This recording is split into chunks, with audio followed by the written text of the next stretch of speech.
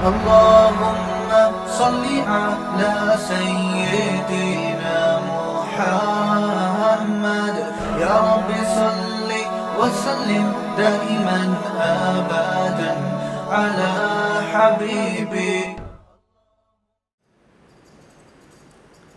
تو وہ Michael Jackson کا بتا رہا تھا کہ کسی نے مجھے بھیجا کہ وہ اتنے لوگ مر رہے ہیں جاپان میں، پتہ نہیں کون سے ملک میں استقبال ہو رہا ہے. تو میں نے اس کو بولا، میں نے کہا وہ جس بندے نے بھیجی نا، میں نے کہا دیکھو مائیکل جیکسن کی اتنی عزت، اتنی شہرت، لیکن لیٹا ہے اور صبح اٹھا ہی نہیں. ایسا لیٹا ہے کہ صبح اٹھا وہ پاکستانی پولیس کے ذمے بھی لگا دو نا، نہیں اٹھا سکتی تھی اس کو، حالانکہ پولیس نے اچھے اچھوں کو اٹھایا ہے، اٹھا ہی نہیں. کہاں گئی شہرت بھائی؟ وہ کہاں گیا کراؤڈ؟ کوئی گیا اس کے ساتھ قبر میں؟ پھر اس کے پیچھے اور لوگ اس کو فالو کر رہے ہیں، ہمیں بھی وہ عزت چاہیے. ابے تم اس عزت کو حاصل کرنے کے لیے اینڈ کیا ہونے والا ہے تمہارا؟ انجام کیا ہونے والا ہے؟ دیکھو دو آدمی ریس لگا رہے ہیں، آگے ایک لائن ہے، اس ریس میں جو جیتے گا وہ جیتنے والا کہلائے گا، اور اس جیتنے والے کی بڑی عزت ہوگی، بڑا پیسہ ملے گا. آپ کوشش کرو گے نا کہ اس ریس میں حصہ لو؟ ہاں کر دیں اگر آپ کا دل چاہ رہا ہے تو. آپ کی کوشش ہوگی یار ریس میں اگر جیت گئے، اتنا پیسہ، اتنی عزت، اتنی شہرت. آپ نے کیا کیا؟ لائن میں کھڑے ہو گئے کہ یار ہم بھی تگڑ تگڑ کیا کریں گے، دوڑ لگائیں گے. اس کے لیے آپ نے صبح جاگنگ شروع کر دی، محنت شروع کر دی، اور اچھے اچھے خواب آنا شروع ہو گئے کہ یار میں بھی ریس کا مقابلہ کروں گا، شاید جیت جاؤں، ورنہ دوسرے نمبر پہ تو آ ہی جاؤں گا، ورنہ تیسرے نمبر پہ تو آ ہی جاؤں گا، ورنہ کم از کم یہ تو نہیں ہوگا نا کہ لاسٹ میں ہوں گا. اگر میں ہار بھی گیا تو جو سب سے آخر والا ہوگا اس پہ تو فخر کر سکوں گا نا میں کہ ابے تو مجھ سے بھی پیچھے تھا، میں تجھ سے تو آگے تھا نا. بہرحال اتنی خوشی تو ہوگی نا مجھے. اب آپ نے صبح و شام محنت شروع کر دی، صبح دوڑ رہے ہیں، بھاگ رہے ہیں، پسینے نکال رہے ہیں، اسٹیمنا بنا رہے ہیں کہ جیتنے والے کو کروڑوں روپے ملیں گے. کسی نے کان میں آ کے بتایا کہ بیٹا تو بھاگے گا نا، اب تو آپ لائن میں کھڑے ہوئے ہیں، تگڑ تگڑ دوڑنے کی تیاری ہو رہی ہے. کسی نے کان میں آ کے بتایا کہ بیٹا وہ جو لائن جب تو کراس کرے گا نا، جس کے بعد جیتنے کی پلیٹ تجھے ملے گی، اس لائن کراس کرتے ہی آگے گہری کھائی ہے. نہیں آئی بات؟ جیسے ہی تو اس اگلا اسٹیپ ہوگا نا تیرا، آگے ہے گہری کھائی، تو اور تو اتنی اسپیڈ میں ہوگا کہ تو بریک نہیں لگا سکے گا. یہ ذہن میں رکھنا. آگے فوراً کیا کس میں گرے گا؟ گہری. ہڈی پسلی ہوئی ایک. اس کے بعد لوگ کہیں گے کہ ماشاءاللہ ویل ڈن یار، بندہ کیا تھا، جیتا یار، تجھے 21 توپوں کی سلامی دی جائے گی، اور لوگ کہیں گے بڑا کامیاب سکسیسفل انسان تھا یار، بہت ہٹو بچو ہو گیا بھائی، جیتا ہے یار. آپ دوڑ میں مقابلہ کرو گے؟ آپ بولو گے میں جا ہی نہیں رہا، جاؤ میں نہیں کھیل رہا یہ کھیل. اگلا کہہ رہے ابے تو جیت گیا، تجھے کروڑوں روپے ملیں گے، تجھے عزت ملے گی، تجھے شہرت ملے گی. آپ بولو گے اس شہرت عزت کا کروں گا کیا کہ اگلا قدم میرا کہاں ہے؟ ایک کھائی میں مر آ گیا تو میرے قبر پہ 21 توپوں کی سلامی ہو یا 25 توپوں کی سلامی ہو، میں نے کیا کرنا ہے؟ مجھے تو پتہ ہی نہیں چلے گا قبر کے بعد ہو کیا رہا ہے. مردے کو تھوڑی پتہ ہوتا ہے قبر کے بعد کتنے توپوں کی سلامی ہو رہی ہے. مردے کو پتہ ہوتا ہے. اگر مردے کو پتہ ہوتا نا تو مردے کو جس کروٹ پہ لٹاتے نا، وہ 6 مہینے بعد کروٹ چینج کرتا لازمی اپنی. بھائی آپ جب رات کو سوتے سوتے ایک کروٹ پہ تھک جاتے ہو، ایک ہی نہیں بھی تھکتے نا، تو آپ صرف ٹیسٹ چینج کرنے کے لیے کہ اب تھوڑا سا ادھر بھی پلٹ کے دیکھو کیا ہو رہا ہے، کیا حال ہے. 3-4 گھنٹے بعد آدمی نہ بھی تھکاؤ تو کروٹ چینج کرتا ہے کہ یار اب ادھر کو تو دیکھ لیا، اب ذرا ایسٹ میں دیکھو کیا ہو رہا ہے. مردے کو آپ جو جب لٹا کے جاتے ہیں نا، تو جس کروٹ پہ لٹاتے ہیں قیامت تک وہ بیچارہ اسی کروٹ پہ لیٹا رہتا ہے. تو اس سے پتہ چلتا ہے اس کو نہ 21 توپوں کا پتہ چلتا ہے اور نہ 25 توپوں کا پتہ چلتا ہے. اس کے قریب تو توپوں کے دھماکے بھی کر دیے جائیں تو پتہ نہیں چلتا، اس کے قریب ایٹم بم بھی گرے گا تو پتہ نہیں چلے گا بیچارے کو. تو یہ دنیا کی مثال ہے. ہم اس دنیا میں ایک دوسرے سے آگے. دیکھو یہ مادہ پرستی کا دور ہے، مادہ پرستی. اس وقت ہر شخص دولت، عزت، شہرت کا بھوکا ہے، ہر شخص، کیونکہ یہ چیزیں ہم نے کافروں سے سیکھی ہیں. حکومت ان کی ہے، ہم غلام ہیں، تو فالو کس کو کریں گے؟ ہم ان کو فالو کریں گے نا. ان کے ہاں آخرت نہیں ہے، ان کے ہاں سب کچھ کیا ہے؟ یہ دنیا. تو وہ دنیا میں انٹرٹینمنٹ کی آخری حد کو جاتے ہیں کہ جو جیسی ہم مزے سے مزیدار زندگی بنا سکتے ہیں ہم بنائیں. ہم بھی اسی کو فالو کر رہے ہیں. ہماری یونیورسٹیوں میں آج میں ایک ڈاکٹر کی کلپ سن رہا تھا، بڑی زبردست بات کی اس نے کہا پاکستان میں جو معدے کی بیماریاں ہیں نا، معدے کی بیماری، یہ زیادہ تر ڈپریشن سے، اور یہ بالکل صحیح ہے، یہ میں نے بڑے بڑے معدے کے اسپیشلسٹ سے سنا ہے.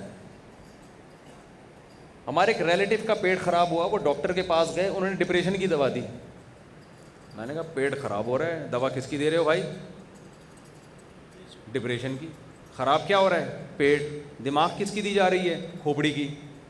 یہ تو ایسا ہی ہو گیا آپ کے گھٹنے میں درد ہے اور ناک کی دوا دے رہا ہے ڈاکٹر آپ کو.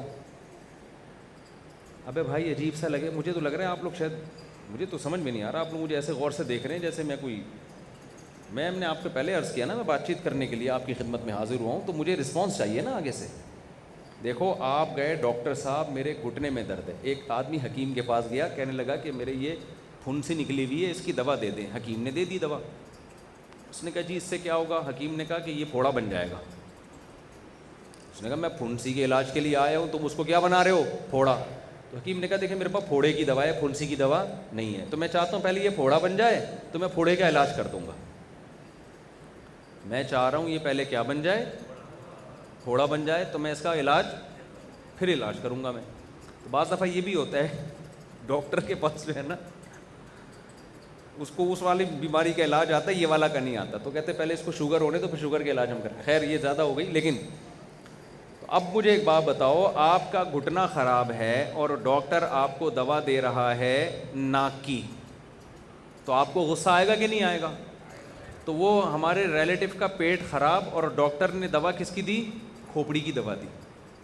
تو میں نے کہا خراب پیٹ ہے، دوا کھوپڑی کی، تو مجھے تو لگا کہ ڈاکٹر کو خود پہلے کھوپڑی کی علاج کی ضرورت ہے. پھر ڈاکٹر نے بتایا کہ بھائی یہ انزائٹی اور ڈپریشن جو ہے نا 90% پاکستان میں لوگوں کو پیٹ کی بیماری ڈپریشن اور اسٹریس کی وجہ سے ہے، ذہنی تناؤ. اور یہ حقیقت ہے.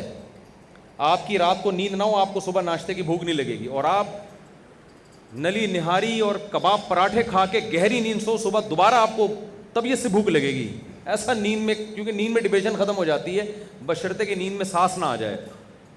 ایسی ڈپریشن یعنی وہ تو پھر اور زیادہ بڑھنے کا خطرہ ہوتا ہے. تو اب مجھے ایک بات بتاؤ، یہ اسٹریس اور ڈپریشن ہے کس چیز کی؟ آپ کہہ سکتے ہو مہنگائی کی ڈپریشن ہے قوم کو، سیاسی حالات کی ڈپریشن ہے. بھائی مہنگائی کی ڈپریشن تو غریب کو ہونی چاہیے نا. جو غریب نہیں ہے، جیسے صبح ناشتہ بھی مل رہا ہے، دوپہر کھانا بھی مل رہا ہے، رات کھانا بھی مل رہا ہے، گھر بھی ہے اس کے پاس، دوسری شادی کی باتیں بھی کرتا پھر رہا ہے، پیٹ بھرا ہوا ہے تبھی تو باتیں کر رہا ہے نا وہ، اور میرے بیان سن سن کے اس کو مزہ بھی آ رہا ہے. غریب کو تھوڑی مزہ آتا ہے ہمارا، وہ تو اور ٹینشن میں جاتا ہے. تو پھر ڈپریشن کس بات کی ہے؟ آواز آ رہی ہے آپ لوگوں کو صاف؟ یہ ڈپریشن ہے دنیا کی محبت کی. آپ اس ریس میں جیتنا چاہتے ہو، آپ کو یہ خوف ہے میرے فلانے دوست کے پاس کار، ایسی بہترین کار آ گئی اور میں ابھی تک پرانی پھٹی پرانی ایف ایکس میں گھوم رہا ہوں. سمجھ میں آ رہی ہے بات کہ نہیں آ رہی؟ آپ کو یہ ڈپریشن ہے فلاں نے اپنا ذاتی گھر بنا لیا اور میں 10 سال سے کرائے کے مکان میں ہوں. آپ کو یہ ڈپریشن ہے فلاں بیرون ملک چلا گیا، باہر اس کی جاب لگ گئی اور میں ابھی تک گلشن معمار میں پڑا ہوا ہوں، مجھے باہر کی کوئی اچھی جاب مل نہیں رہی. ایک لڑکی نے ایجوکیشن کمپلیٹ کی، اس کا ویژن تھا امریکہ جا کے پڑھنے کا، اس کو امریکہ کا ویزا نہیں ملا، اس کے سارے خواب چکنا چور ہو گئے، ڈپریشن میں گئی، بالکل پاگل ہو گئی. اتنا پڑھ لکھ کے اس کو یہاں بڑی اچھی جاب مل سکتی تھی، لیکن پھر بھی وہ کیا ہو گئی؟ پاگل. تو کیا اس کی ضرورت پوری نہیں ہوئی؟ بولو نا کیا ہو گیا بھائی؟ وہ مقابلہ تھا نا، جو جس دوڑ میں ہم نے اپنے آپ کو ڈال دیا ہے کہ میں اس سے آگے، میں اس سے بھی آگے، میں اس سے بھی آگے، حالانکہ دیکھ رہے ہیں کہ ہم سے پہلے لوگ جو اس مقابلے میں شریک تھے وہ قبر کے گڑھوں میں، قبر کی کھائیوں میں پڑے ہوئے ہیں. جیتنے والے کا انجام بھی قبر کی مٹی، ہارنے والے کا انجام بھی قبر کی مٹی. تو ٹینشن کس بات کی لے رہا ہے بھائی تو، جس کی وجہ سے تیرا پیٹ خراب ہو رہا ہے؟ نہیں آئی میرا خیال ہے بات سمجھ میں؟ تو ٹینشن کس بات کی لے رہا ہے یار تو؟ مسافر خانہ انجوائے کرو یار. ٹماٹر اتنا مسئلہ ہے نا آج کل ماں باپ کے ساتھ، ہمارا بچے کے نمبر کم آ رہے ہیں، ٹینشن ڈپریشن میں جا رہے ہیں، بچہ سی اے نہیں کر پا رہا، بچہ جو ہے وہ یہ نہیں کر پا رہا، وہ نہیں کر پا رہا، تو کیا کرے گا؟ میرے پاس آتے ہیں مفتی صاحب کیا کریں یار ہم. میں کہتا ہوں ٹماٹر بیچے گا، یہ ریڈی لگائے گا. کیا باتیں کر رہے ہو مفتی صاحب، ہمارا اسٹینڈرڈ ہے بھائی، ایک لیونگ اسٹینڈرڈ ہے، ہمارا بچہ ٹماٹر بیچے گا. میں کہا کیا ہو گیا بھائی، ٹماٹر بیچنے میں کیا ہو جائے گا؟ اس عزت نہیں رہے گی. تو میں نے کہا عزت ہو کے کیا ہو جائے گا؟ دیکھو آپ کا بچے نے سی اے کر لیا، عزت ہو گئی، پیسہ آ گیا، تھوڑے دن بعد کیا ہونے والا ہے؟ کیا سی اے والوں کا جنازہ نہیں اٹھتا؟ تھوڑے دن کی بات ہے، 10-15 سال کا کھیل ہے یار، تھوڑا سا صبر کر لو. ٹماٹر بیچ کے بھی قبر میں جانا اور سی اے کر کے بھی کہاں جانا ہے؟ بلکہ سی اے والا جلدی جاتا ہے، اتنا پڑتا ہے نا اس کو، ویسے ہی بیچارہ ٹینشن میں آ جاتا ہے. ٹماٹر والا ویسے بھی ٹماٹر کھاتا بھی ہوگا نا، وٹامن سی کی کمی نہیں ہوتی اس میں. شام کو سارے بچے ہوئے ٹماٹر اپنے گھر لے کے جاتے ہیں، فری میں پڑتے ہیں اس کو ٹماٹر. وٹامن سی یہ کہتے ہیں، ڈاکٹر لوگ کہتے ہیں کہ ٹماٹر میں ویسے چھلکا بیج نہیں کھایا کریں، لیکن وہ پھر بھی زیادہ رہ لے گا اور چلتا بھی ہے پھرتا بھی ہے. سی اے والا تو بیٹھے بیٹھے ویسے ہی ڈپریشن میں جائے گا. تو سی اے کرائیں بچوں کو، ٹینشن نہ لیں. میں اب وہ یہ تو تمہید چل رہی تھی، جو اصل بیان ہے وہ میں اس کی طرف آتا ہوں کہ دیکھو کچھ باتیں ہمیں قرآن نے اور نبی صلی اللہ علیہ وسلم نے 2 اور 2 4 کی طرح بتائی ہیں. وہ باتیں جب تک ہم سنجیدگی سے سیریسلی اس کو اپنی زندگی میں نہیں لے کر آئیں گے، ہماری دنیا بھی برباد ہوگی اور ہماری آخرت بھی برباد ہوگی. گورا ان باتوں کو سیریس نہیں لیتا، آخرت تو برباد کر دی ہے اس نے، اپنی دنیا بھی برباد کر دی ہے. آپ پتہ ہے بربادی کس کو سمجھتے ہو؟ آپ سمجھتے ہو غربت، مہنگائی بربادی ہے، اس لیے آپ گورے کو کیا سمجھتے ہو؟ کامیاب. حالانکہ ایسا بالکل بھی نہیں ہے، ایسا بالکل بھی نہیں ہے. اگر غربت، مہنگائی بربادی ہوتی تو بھائی محمد صلی اللہ علیہ وسلم کے گھر میں تو 40 دن چولہا جلتا ہی نہیں تھا. تو جس ذات کو اللہ نے دنیا میں سب سے کامیاب ترین انسان بنایا، آپ کے معیار پہ تو سب سے زیادہ ناکام وہ بن رہے ہیں نا. کیا خیال ہے بھائی؟ تو انگریز اور گورے کی جو آپ ترقی ہے نا اس سے قطعاً متاثر نہ ہو. یہ جو ڈپریشن کے مریض ہیں نا، اسٹریس اور ڈپریشن کے، یہ ہمارے ہاں کم ہیں، وہاں زیادہ ہیں. ایک صاحب مجھے کہنے لگے وہ اتنی ترقی کی ان لوگوں نے، اتنی ترقی کی اور خودکشیاں پھر بھی اتنی زیادہ ہو رہی ہیں، ڈپریشن اور اسٹریس پھر بھی اتنی زیادہ ہے، تو کامیاب تو ہو گئے نا، ترقی کی ہے. میں نے کہا اللہ نے ان کو ترقی کرنے دی ہے یہ بتانے کے لیے کہ اگر تمہارے پاس اسباب نہ ہوتے خوشی کے، پھر تم پریشان ہوتے. تو لوگ کہتے یہ پریشان اس لیے ہیں کہ ان کے پاس خوشی کے اسباب نہیں ہیں. اللہ نے خوشیوں کے تمام اسباب پیدا کر کے کسی کو پریشان کر دیا ہو، یہ اس کی علامت ہے. اس سوسائٹی میں کوئی ایسا ٹیکنیکل فالٹ ہے جس کی وجہ سے اس کو دنیا کی تمام خوشیاں بھی خوش نہیں رکھ سکیں. اور ہمارے ہاں ٹینشنوں کے تمام اسباب کے ہوتے ہوئے بھی اتنی ٹینشن نہیں ہے جتنی ہونی چاہیے. جتنی ہونی چاہیے اگر اتنی ہو نا تو ہر آدمی ڈپریشن کی گولی کھا رہا ہو. پیٹ تو ہر ایک کا خراب ہے، لیکن اس میں سے ڈپریشن کے علاوہ بھی تو چیزیں ہیں نا بہت ساری. پراٹھے بھی ہیں اس میں، ہمارے بیان سن سن کے اور پراٹھے لوگوں نے کھانا شروع کر دیے. تو قرآن اور اللہ اور پیغمبروں کا ایک دعویٰ ہے کہ چند باتیں ہیں ان کو مان لو اللہ کے کہنے سے. اگر ان کی دلیل سمجھ میں نہیں آتی تو اللہ نے ان دعووں کی دلیلیں بھی دی ہیں. اگر ہم ان باتوں کو مان لیں گے, میں آپ کو تیار کر رہا ہوں ذہنی طور پر, تاکہ آپ کھوپڑی میں پہلے سے نا ان باتوں کو ماننے کے لیے تیار ہو جائیں. وہ اہم باتیں ہیں, وہ ہلکی پھلکی باتیں نہیں ہیں. جب آپ ان کو کھوپڑی شریف میں بٹھا لیں گے کہ یار ہم نے ماننا ہے, پھر بات کھوپڑی میں آئے گی انشاءاللہ.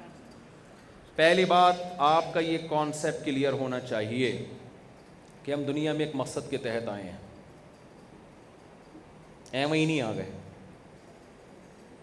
بہت سے لوگ کہتے ہیں ہم ایویں ہی آ گئے. ابا اماں کی چونکہ شادی ہوئی تھی تو کسی نے پیدا تو ہونا تھا, تو اتفاق سے ہم پیدا ہو گئے. بھائی کوئی نہ کوئی تو پیدا ہوگا نا, تو میں پیدا ہو گیا, تو میں ہو گیا, تو میرا تو قصور نہیں ہے بھائی. تو اب ہو گیا تو اب ٹھیک ہے, سروائیو کروں گا سوسائٹی میں, کھاؤں گا پیوں گا, لائف کو انجوائے کروں گا, ڈبو کھیلوں گا, اسنوکر کھیلوں گا, پب جی کھیلوں گا, ارطغرل کی ساری قسطیں پوری کرنے کی کوشش کروں گا. ارطغرل کے علاوہ بھی انٹرٹینمنٹ ہے, ڈرامے ہیں, فلمیں ہیں, گانے ہیں, یہ ہے وہ ہے, سارے مزے اڑانے کی کوشش کروں گا. وہ مجھ سے آگے چلا گیا, میں اور اس سے آگے جاؤں گا. موٹیویشنل اسپیکرز کو میں سنوں گا جو مجھے موٹیویٹ کر رہے ہیں کہ اسٹرگل, دیکھو فلاں سائنسدان نے اسٹرگل کی تھی, کہاں سے کہاں پہنچ گیا, فلاں نے محنت کی, کہاں سے کہاں پہنچ گیا. وہ موٹیویشنل اسپیکر اپنے حالات بتاتا ہے, مجھے تو کوئی جانتا بھی نہیں تھا لیکن میں نے اسٹرگل کی, آج دنیا مجھے سن رہی ہے. ایک دم آدمی جوش میں آتا ہے, اوہ زبردست.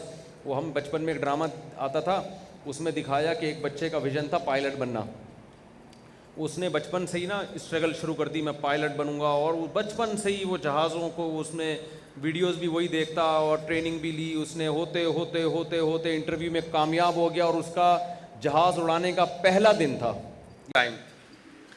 تو اس کو دکھایا کہ وہ بیچارہ ابھی فلائنگ کے لیے جا رہا ہے, اور کیلے کے کوئی صاحب کراچی میں کیلے کا چھلکا کھا کے پھینک دیا انہوں نے. ہمارے یہاں تو اللہ کا فضل ہے الحمدللہ, اس طرح کی بدتمیزی آپ کو پتہ ہے ہول سیل کے حساب سے پائی جاتی ہے. اٹھاؤ پارسل کرو. وہ دیکھے گا, ایک آدمی گنڈیری کھاتا ہوا جا رہا تھا, چوس کے پیچھے پھینک رہا تھا, دوسرا اٹھا کے چوس رہا تھا نا اس کو.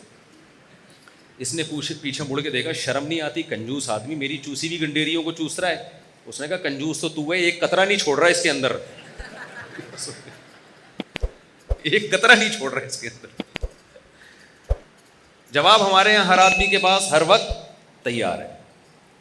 تو وہ اس میں یہ دکھایا کہ وہ جا رہا ہے بیچارہ, پہلا دن ہے اس کا, کیلے کا کوئی کھا رہا تھا, اس نے چھلکا پیچھے پھینکا اور اس کا پاؤں آیا اور یہ دھڑام سے گرا اور فریکچر ہو گیا اور ریجیکٹ ہو گیا. یہ بھئی یہ فلائی کے قابل نہیں. تو بتایا کہ ایک آدمی کی ذرا سی مسٹیک نے اس کے سارے ویژن کی ایسی کی تیسی کر دی. چھوٹے بچے تھے, ہم نے ڈرامہ دیکھا, ہم نے کہا یار یہ تو واقعی, یہ تو دیکھو کیلے کا چھلکا کتنی بڑی آفت ہے یار. لیکن میں یہ سوچتا تھا کہ یار اس بیچارے کا قصور کیا ہے, کیلے کے چھلکے کی قدرت نے اس کو اتنی بڑی سزا کیوں دی ہے. اس وقت ہمارا تبلیغ والوں سے رابطہ نہیں تھا. پھر جب تبلیغ میں اٹھے بیٹھے تو کھوپڑی شریف میں بات آ گئی کہ جہاں کیلے کے چھلکے والے کی غلطی ہے نا, اس کی بھی غلطی ہے.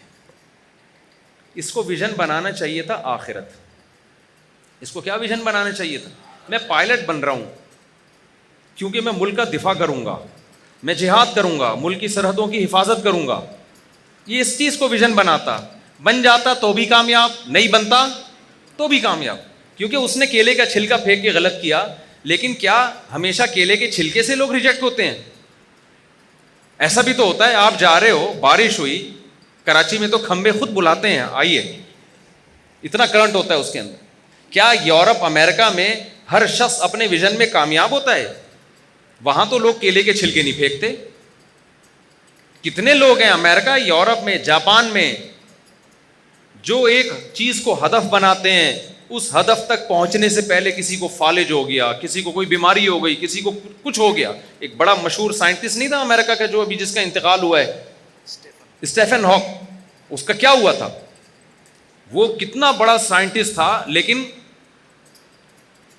ایجوکیشن کمپلیٹ کرنے سے پہلے یا آگے ترقیوں کی منزلیں طے کرنے سے پہلے کومے میں چلا گیا. وہ تو وہاں کے لوگ بڑے تھے, انہوں نے پھر بھی اس کو جو ہے نا ذرا سے اشاروں سے اس کو سمجھ لیا کیا کہنا چاہ رہا ہے یہ.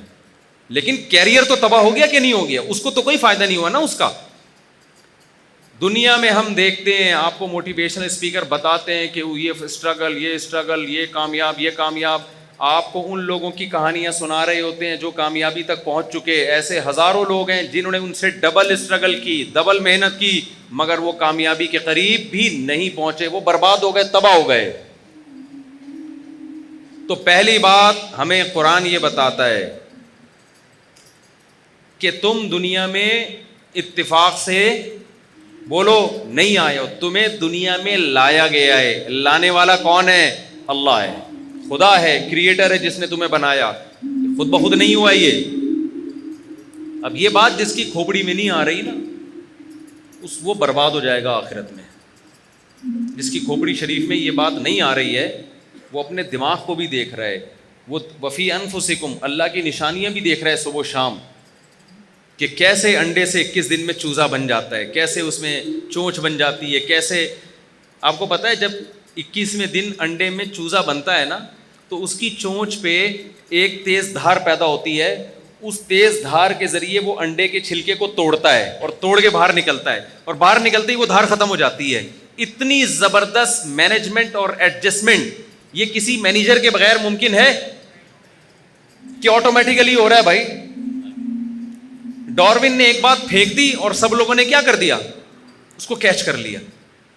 اس نے کہا یہ ایوالو ہوا ہے سب کچھ, یہ ارتقاء کے نتیجے میں ہوا ہے.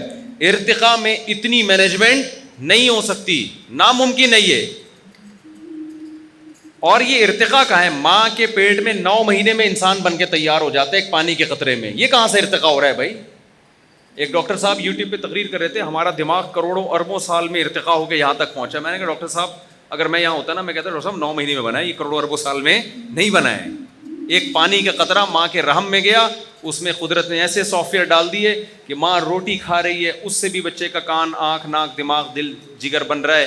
ماں پراٹھے کھا رہی ہے, اس سے بھی بچے کی آنکھ, ناک, کان, دل, دماغ, جگر. ماں دودھ پر پی رہی ہے, اس کو بھی خدا بچے کی آنکھوں میں, ناک میں, کان میں, دل, دماغ, جگر, ہر چیز جو ماں کھا رہی ہے اس سے بچہ بن رہا ہے. ایک ایک عضو بن رہا ہے, دماغ کی رگیں بن رہی ہیں, اتنی باریک باریک رگیں, اور ایسے پائپ لائنیں کہ آپ ان کو لے جائیں چاند سے گھما کے نیچے لے آئیں. اتنی لمبی لائنوں کا گچھا بنا کے کھوپڑی میں فٹ کر دیا اللہ نے. اور ادھر بچہ پیدا ہوا, وہی ماں اب کھانا کھائے گی تو اس سے دودھ بننا شروع. دودھ کو دیکھو, بچے کی آنکھ کو دیکھو, بچے کی ناک کو دیکھو, کتنا ڈفرینس ہے ان تمام چیزوں میں. مگر اس پانی کے ایک قطرے میں ایسے سافٹ ویئر انسٹال ہو گئے ہیں کہ اس پانی کے ماں کے رحم میں جاتے ہی جو کچھ بھی ماں کھا رہی ہے وہ تمام کی تمام چیزیں بچے کی گروتھ کا ذریعہ بن رہی ہیں, اور پیدا ہوتے ہی بچے کے لیے دودھ کا ذریعہ بن رہی ہیں. وہ دودھ ماں کی چھاتیوں میں آ رہا ہے, اور بچے کو یہ پتا ہے کہ وہ مجھے دودھ ملے گا کہاں سے اور میرے حلق میں کہاں سے اترے گا. یہ خدا کے بغیر, کسی بہترین دماغ کے بغیر یہ نظام, ڈاروین 100 مرتبہ بھی مر کے پیدا ہو جائے نا تو بھی اس کی یہ بات یقین کرنے کی نہیں ہے کہ یہ نظام کسی مینجمنٹ کے بغیر ممکن ہے. میں سمجھا پا رہا ہوں اپنی بات؟ تو پہلی بات تو میرے بھائی, ہم بنے نہیں ہیں, ہمیں کسی نے بنایا ہے. یہ نظریہ آپ کو درست کرنا پڑے گا. اور بنایا کیوں ہے ہمیں اس نے؟ اللہ کہتے ہیں میں نے دنیا کے لیے نہیں بنایا تمہیں. وہ کہتے ہیں میں نے بنایا ہی نہیں. اگر آپ کو دیکھو اللہ کی یہ بات سمجھ میں نہیں آتی نا تو پھر آپ دنیا کو خدا بنا کے اس کے پیچھے بھاگو. آپ گورے کی سمجھ میں نہیں آتی یہ بات. آج آپ لوگوں سے پوچھیں نا ہم کیوں بنے ہیں, ہر آدمی کو اوٹ پٹانگ جواب ہوگا. ایک کہے گا ہم دنیا میں انٹرٹینمنٹ کے لیے. آپ عاشق اور معشوق سے پوچھیں آپ کیوں بنے تو وہ کہتے ہیں both are made for each other, ہم دونوں ایک دوسرے کے لیے بنے. یہی کہتے ہیں نا, ڈائلاگ چل رہا ہے, ہم کس کے لیے بنے؟ ایک دوسرے کے لیے. ایک آدمی کہتے ہیں میں اپنے بچوں کے لیے ہوں, بچے کہتے ہیں ہم تو اپنے والدین کے لیے ہیں, میں تو آپ کی یاد میں جی رہا ہوں. اس کا مطلب وہ مرے گا تو تو فوراً مر جا بھائی, تو بھی جب اس کے لیے جی رہا تھا. تو یہ سب کچے نعرے ہیں جن کی کوئی مضبوط بیس نہیں ہے. یا تو ہم کسی کے لیے بنے ہیں یا ایویں ہی بنے ہیں, کسی کے لیے بھی نہیں بنے. یہ دونوں چیزیں آپ کو ٹینشن کی طرف لے کر جاتی ہیں. یہ دونوں چیزیں آپ کی زندگی کو تباہی اور بربادی کی طرف لے کے جاتے ہیں. ہم بنے ہیں, جس نے بنایا ہے اس نے ہمیں بتایا ہے وما خلقت الجن والانس الا لیعبدون, اللہ کہتے ہیں گورے سے مت پوچھنا تمہیں کیوں بنایا گیا ہے, کافر سے مت پوچھنا, میں تمہیں بتاتا ہوں میں نے تمہیں اس لیے بنایا ہے کہ تم میری عبادت کرو, میری غلامی کرو. کہیں قرآن نے یہ کہا کہ اس لیے بنایا میری عبادت کرو, کہیں قرآن نے یہ کہا لیبلوکم ایکم احسن عملا, میں نے اس لیے بنایا میں تمہیں دیکھنا چاہتا ہوں تم میں اچھا عمل کون کرتا ہے. تو کہیں قرآن کہتا ہے میں نے اس لیے بنایا اما شاکرا و اما کفورا, میں دیکھنا چاہتا ہوں شکر گزار کون بنتا ہے, ناشکرا کون بنتا ہے. اب دیکھو تین مختلف قسم کے اللہ دعوے کر رہے ہیں, کہیں کہہ رہے ہیں میں نے عبادت کے لیے پیدا کیا, کہیں کہہ رہے ہیں میں نے آزمانے کے لیے کہ اچھا عمل کون کرتا ہے, کہیں اللہ کہہ رہے ہیں میں نے اس لیے بنایا کہ دیکھتا ہوں شکر گزار کون ہے اور ناشکرا کون ہے. اس سے پتہ چلتا ہے کہ یہ تینوں باتوں کا مطلب ایک ہی ہے. سمجھ میں آ رہی ہے؟ کھوپڑی شریف میں بات آ رہی ہے. کھوپڑی کا لفظ اچھا نہیں ہے, لوگ کہتے ہیں اتنے معزز لوگ بیٹھے ہوتے ہیں آپ کھوپڑی کھوپڑی کر رہے ہوتے, لیکن میں شریف لگا دیتا ہوں اس کے ساتھ. میں کیا لگا دیتا ہوں اس کے ساتھ؟ جب شریف لگا دیا تو پھر تو گدھے کو بھی آپ بولے کہ گدھا شریف, تو وہ بھی آپ کو تو خدا نہ خواستہ میں کوئی گدھا ودا نہیں کہہ رہا بھائی, یعنی شریف کے لفظ سے وہ تھوڑی سی وہ ہے نا وہ اس کی وہ کور ہو جاتی ہے. باقی معزز حضرات سے پیشگی معذرت. تو قرآن کہہ رہے ہیں میں نے عبادت کے لیے بنایا, کبھی کیا کہہ رہے ہیں میں نے اچھے عمل کے لیے بنایا, کبھی قرآن کیا کہہ رہے ہیں میں نے اس لیے بنایا اما شاکرن و اما کفورا, میں دیکھنا چاہتا ہوں تو شکر گزار بنتا ہے کہ ناشکرا بنتا ہے. اب مجھے بتاؤ جس کام کے لیے بنایا اگر آپ اس کو فوکس نہ کرو اور آپ اپنی ضرورتوں کو پورے کرنے میں لگے رہو تو ایسا شخص کامیاب کہلاتا ہے یا ناکام کہلاتا ہے؟ فرعون جو تھا نا, فرعون کا تو نام میرا خیال ہے ہم سب نے سنا ہوگا. کیا خیال ہے؟ فرعون کا خیال یہ تھا کہ آخرت نہیں ہے, تو فرعون نے کیا کیا تھا, فرعون نے کہا جب آخرت نہیں ہے تو میں اسٹرگل کروں گا, محنت کروں گا, میرے پاس ایک مضبوط ریاست ہوگی, حکومت ہوگی. آ گئی اس کے پاس حکومت بھی آ گئی, ریاست بھی آ گئی. قارون نے کہا میں محنت کروں گا, میرے پاس ٹھیک ٹھاک کیا آ جائے گا, پیسہ آ جائے گا, کیونکہ پیسہ ہی کامیابی ہے, ٹھیک ٹھاک پیسہ آ گیا اس کے پاس. موسیٰ علیہ الصلوۃ والسلام نے بھی ایک ویژن بنایا کہ میں اسٹرگل کروں گا, محنت کروں گا. موسیٰ علیہ السلام نے اللہ سے پوچھا کہ اللہ کیا کرنا ہے. اللہ نے فرمایا وَاصْطَنَعْتُكَ لِنَفْسِي, اے موسیٰ میں نے تجھے تیار کیا ہے اپنے لیے, میں نے تجھے تیار کیا ہے اپنے لیے. إِنَّ السَّاعَةَ آتِيَةٌ أَكَادُ أُخْفِيهَا لِتُجْزَىٰ كُلُّ نَفْسٍ بِمَا تَسْعَىٰ. اے موسیٰ یہ دنیا کی ظاہری چمک دھمک ہے, ایک دن میں اس پوری دنیا کو توڑ پھوڑ کے برابر کر دوں گا, اور ایک دن قیامت کا دن آئے گا جس دن ہر شخص کو اس کے کیے کا بدلہ دیا جائے گا, اور میں اس دن کو چھپا دوں گا. تو اے موسیٰ لا یصدنک عنہا من لا یؤمن بہا, یہ آیت ہے اصل سمجھانے کی. اے موسیٰ اس آخرت سے تجھے وہ غافل کرے گا جو آخرت پر ایمان نہیں رکھتا. گورا آخرت پر ایمان رکھتا ہے؟ اقوام متحدہ آخرت پر ایمان رکھتی ہے؟ آپ جن اسکالرز کو یونیورسٹیوں میں پڑھتے ہو, نیوٹن, آئنسٹائن, یہ لوگ آخرت پر ایمان رکھتے تھے. تو اس کا مطلب ہر وہ شخص جو آخرت پر ایمان نہیں رکھتا وہ آپ کے دل سے آخرت کی ویلیو کم کرے گا, ختم کرے گا, کیونکہ اس کی نظر, اس کا مطمع نظر ہی یہ دنیا ہے. وہ سب کچھ مانتا کس چیز کو ہے؟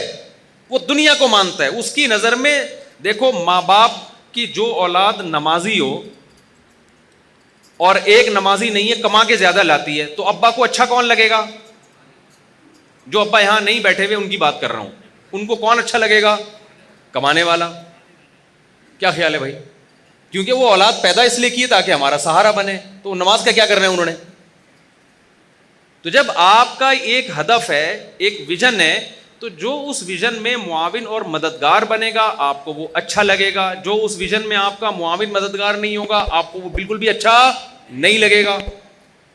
تو جب آپ نے میرے بھائی آخرت کو اپنی زندگی سے ہٹا دیا, نکال دیا اپنی زندگی سے, تو ہر وہ تحریک جو آپ کو آخرت کی یاد دلائے آپ کو وہ بری لگے گی. ہر وہ نصیحت جو آپ کو آخرت کی یاد دلائے آپ کو وہ بری لگے گی. اور ہر وہ تحریک جو آپ سے آپ کی دنیا کی بات کرے, آپ کی صحت کی, آپ کی دولت کی, آپ کی ظاہری خوشیوں کی, آپ کو وہ اٹریکٹیو لگے گی, آپ کو وہ اچھی لگے گی. تو اللہ نے موسیٰ علیہ السلام سے کیا فرمایا؟ اے موسیٰ اس سے تجھے وہ غافل کرے گا جو اس پر ایمان نہیں رکھتا, اس کی باتوں میں مت آنا. آج ہم ان لوگوں کی باتوں میں آ گئے ہیں جو آخرت پر ایمان نہیں رکھتے. سمجھ میں آ رہی ہے بات کہ نہیں آ رہی ہے؟